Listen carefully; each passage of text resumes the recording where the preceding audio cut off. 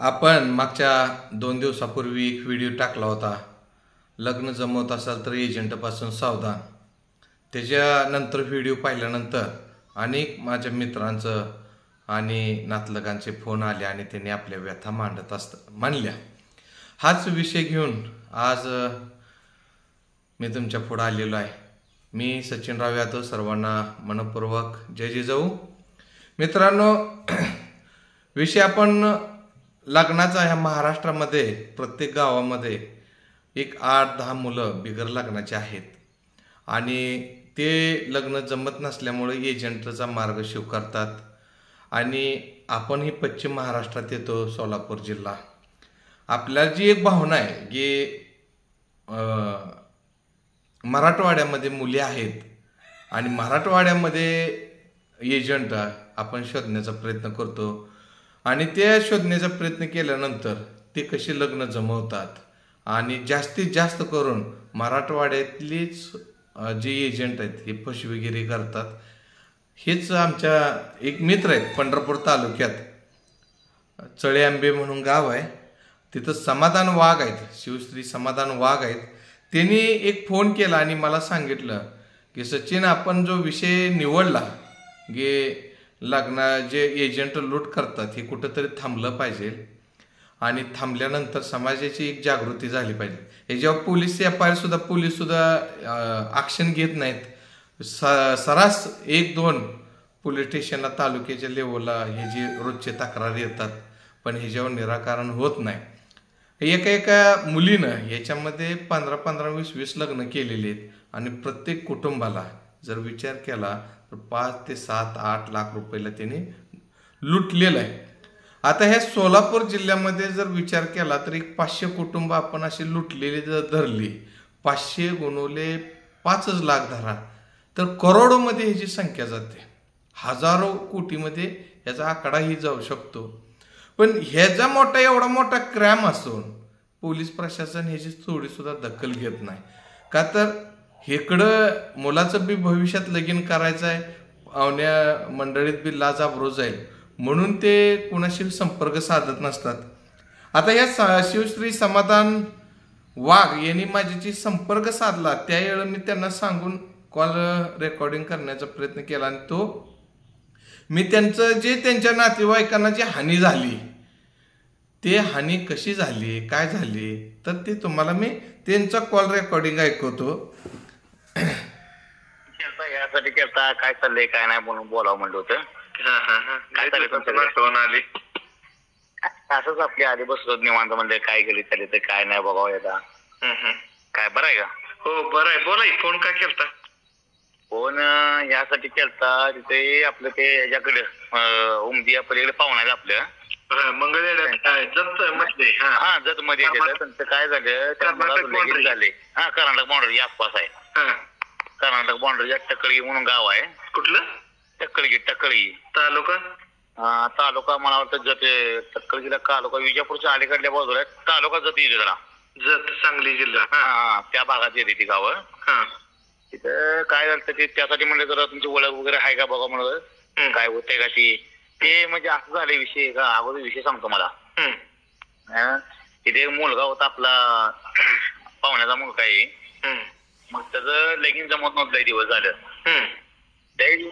आता सगळं वय आहे 25. आता 25 वर्षापासून त्याला बघत ती, आता 28 वय आहे त्या मुलाचं. बरं. 3-4 वर्ष झालं नवरी बघतीत मग त्याचं काय लगीन जमलं नाही. तर त्यांना कोणतरी एजंटचा कॉन्टॅक्ट दिलाय. एजंटचा कॉन्टॅक्ट दिल्यानंतर लातूर साईडचा कॉन्टॅक्ट होता. ती लातूर मराठवाडा मराठवाडा त्या भागातल्या. मग तिथं नेमकं गाव बी माहित नाही लोकांना, इथं गेलेले आपल्या लोकांना. मग आपल्या लोकांनी काय केलं, त्या एजंटच्या मार्फत गाडी घेऊन त्या नवरीच्या घरी गेलेत. त्या जाताना त्यांना त्या गावाचं नाव वगैरे काही कळलेलं नाही, कारण त्या माणसाने त्यांना एक नाव सांगितलं दुसऱ्या गावाला नेले. तिथे गेल्यानंतर बघितलं ती मुलगी वगैरे त्यांनी दाखवली रानाच्या एका वस्तीवर.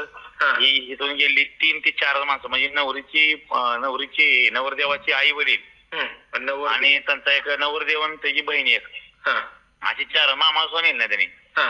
त्या चौघांनी जाऊन मुलगी बघून आलेत. लगीन ठरले. लगीन ठरल्यानंतर हुंडा ठरला, तर म्हणजे मुलीला हुंडा द्यायचा आहे बरं का. बाबा एवढं आम्हाला 2 लाख रुपये द्या. 2 का 3 लाख रुपये दिले, 2-3 लाख रुपये आसपासची रक्कम दिली आणि 4 तोळ सोनं घालायला ठरलं होतं.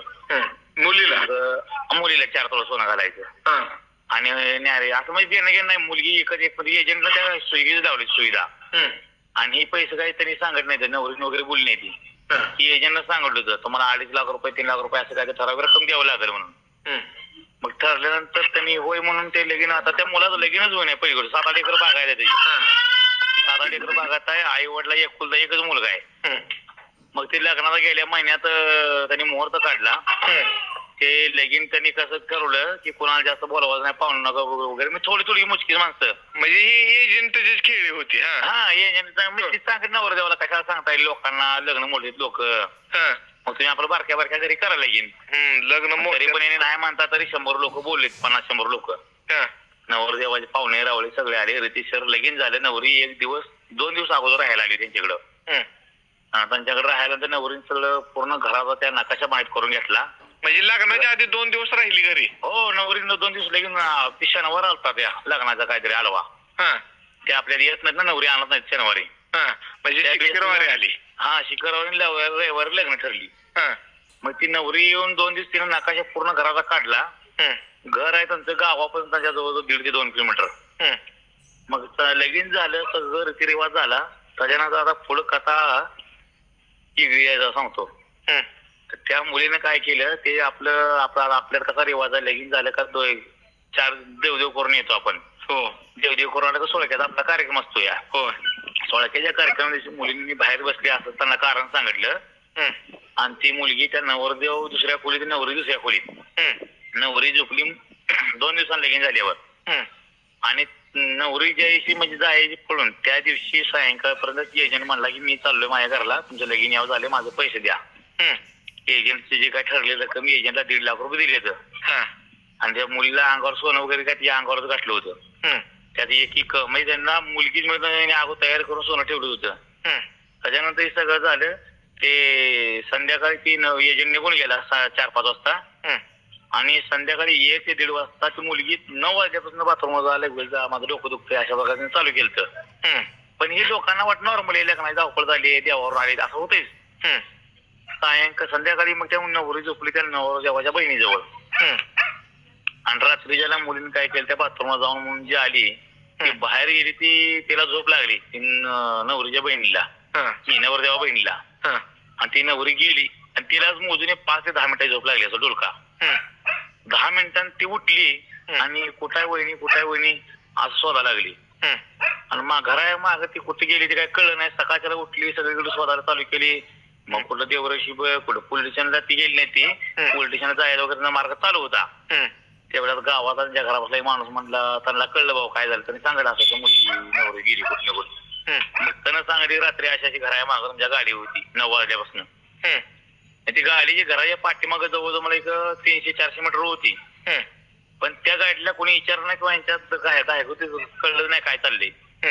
ती मुलगी पसार झाली. ती एजंटही माहित नाही त्यांना, आता ते गाव पण माहित नाही. आणि त्याचा म्हणजे त्याचा 0 झालं, पूर्ण 0 झालं की 0 झालं. त्यानं 2.5 लाख रुपये लग्नाला 1 लाख रुपये खर्च केला. 3.5 आणि 4 तोळ सोनं काय म्हणजे 5-7 लाख रुपयाला ही गेलं.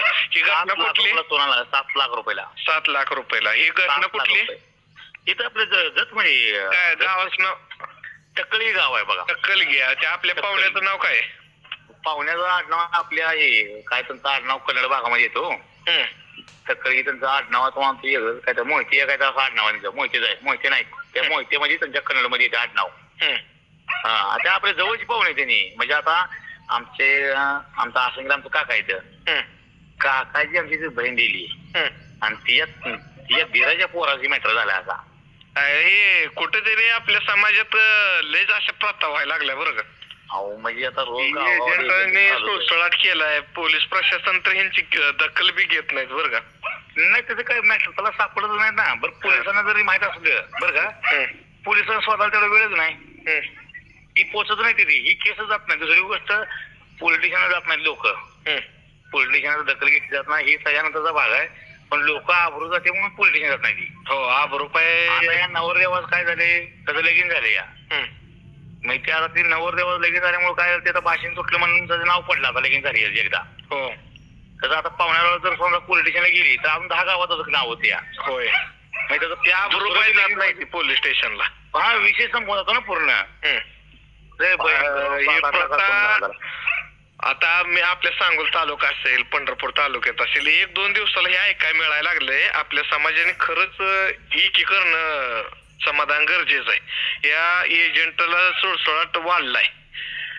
ती कुठला काय ही सुद्धा लोक भावनेच्या भरात त्याची माहिती पुरी घेत नाही, बघत नाही, त्याला सांगत नाहीत आणि शेजार पाजाराला सांगत नाही. बाबा त्यांच्या डोक्यात वेगळं येते या. आणि पोरगी कुठल्या समाजाची ही बी कळत नाही. बघ ते माहित ते एका पुरी 4 त्या पुरी 3-4 लग्न झाले असे करायचे बरं का. हा त्या पुरी 3-4 लग्न झाले असे. एवढा एका रात्री गप्पू म्हणजे काही किती वेळ साहेब. संध्याकाळी उठले 1 वाजता तिने बरोबर एवढं रातभर जागून तिने प्लॅनिंगच केली. ती प्लॅनिंग म्हणजे काय ही काय आज पहिल्यांदाच प्लॅनिंग केलं असं नाही. ह्याच्या आधी तिनं बरेच ठिकाणी हे केले म्हणून धाडस आहे तिचं. आता ते जवळजवळ 1.5-2 महिन्यात ती पाहुणं स्वतः आहे बरं का. त्यांचा नंबर बंद आहे. पहिली गोष्ट ते ज्या ठिकाणाला गेली तिथे जाऊन आले त्या गावात त्यांनी म्हणजे आमच्याकडे माणूसच नाही. मग खरंच त्या गावातली माणसं करायचं काय त्यांनाच माहित होता. हा मग ते आणि दुसरं अजूनही तुम्हाला माहिती सांगू का, आपल्यात जरी झालं तरी आपले पाहुणे त्याला सहकार्य करणार हसते त्याच्यावर. पाहुणे रावळे भावकी हसते गे काय. मग त्याचा मानसिक त्रास वेगळा आहे त्या मुलाला त्याच्या पुऱ्या फॅमिलीला बापाला तर कुणाकडं हेच करता येत नाही. 7-8 लाख रुपये चुना लागल्या जागा ती पोरगा. आता बघा ती रात्र दिवस रडत होतं. 3-4 दिवस ती रडत होतं पोरग. रडत होतं म्हणजे काय, ती बायको पळून गेली रडत नव्हतं. नाव खराब झालं, 7-8 लाख रुपये पैसे बी गेले. ते आहेच रडत होतं. आणि समाजात अजून असं की आपल्या जास्त करून मराठा समाजात जास्त उकरून काढून कुणाचं वाईट होतंय हीच. पण कसं त्याच्यावर पडदा झाकून हे करता येईल असं काय त्याच्यावर उपाययोजना कधी नाही. ते आणि जास्त फसवणूक माहिती आहे का आपल्या समाज चालू मराठा समाजात सगळ्यात जास्त फसवणूकचा प्रकारात वाढला आपल्यात. मराठा समाजामध्ये जवळजवळ आता तुम्ही बघा पोलीस स्टेशन तरी नोंद गावातच नाही बरं का. समाधान मागच्या 1.5 वर्षापूर्वी पंढरपूर पोलीस स्टेशनला आम्ही पोरी पळून गेले त्या म्हणून एक मराठा समाजाचे बरेच जण गोळा झालते. मग ते DYSP ऑफिसला गेल्यानंतर तिथं विषय होता की पंढरपूर शहर आणि पंढरपूर ग्रामीण मधल्या 19 मुली पळून गेलत्या. किती? 19 मुली पळून गेलत्या.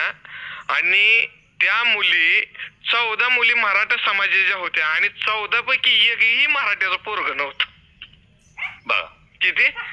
आपल्या ज्या समाजाच्या पोरी त्या मुली त्या त्याच्यावर इतर समाजाची नजर ठेवून मुलं इथे आणि आपल्या इथल्या प्रॉपर समाजातल्या मराठा समाजाच्या मुलांना मुली मिळली नाही त्या आणि त्यांची अशी फसवणूक व्हायला लागली. चालते समाधान. अजून काय विशेष? काय नाही सांगायचं काय म्हणजे कुठं आहे का कॉन्टॅक्ट बिंटॅक्ट मगाशी बोलायला. मला त्या माणसांचा नंबर द्या कुठला ते एजंट आहे हे आपण शोधण्याचा. त्यांना काय करतो त्या पाहुण्याचा नंबर पाठवतो बरं का. ज्या पाहुणे पोहोचतो त्याचा नंबर पाठवतो. त्यांना जी एजंट नंबर येईल ते पाठवतो. त्यांच्या त्या मुलीचं काय नाव वगैरे पाठवले ती मला वाटतं त्या मुलीचा फोटो हे पाठवा आपण सोशल मीडियावर देऊ ना टाकून. त्या पोरला एवढे बी कळत नाही बरं का. ते म्हणजे मुलाला ना सोशल मीडियाचा त्यांना वापर बी करत. त्यांची द्राक्षी बाग आहे 24 तास त्यांची राहणार काम. दुसरं काय व्यवसाय नाही. त्यांनी द्राक्ष बागाचे एवढं पैसे कमवलं होतं तेवढं सगळं याला गेलं म्हणजे चालेल बा. मी काय करतो माझा नंबर त्यांच्याकडनं फोटो पण मागवून घेतो आणि त्या एजंटचा फोटो हे आपण पाठवून देऊ ना आपल्या ग्रुपवरती सोशल मीडियावरती. उद्या कुणाची फसवणूक होणार थांबील 100% बरं का. मी ते पाहुण्याला मागून घेतो मला पाठवतो. यस नक्की पाठवा काही अडचण नाही करा. मित्रांनो ही समाजाच्या व्यथा आहेत आणि हे तालुक्यात जिल्ह्यात हर रोज ही घटना होत आहेत. आपले समाज बांधवाचे प्रचंड मोठ्या प्रमाणात हे नुकसान होत आहे. याचं गांभीर्य घेऊन आपण पाऊल टाकलं पाहिजे.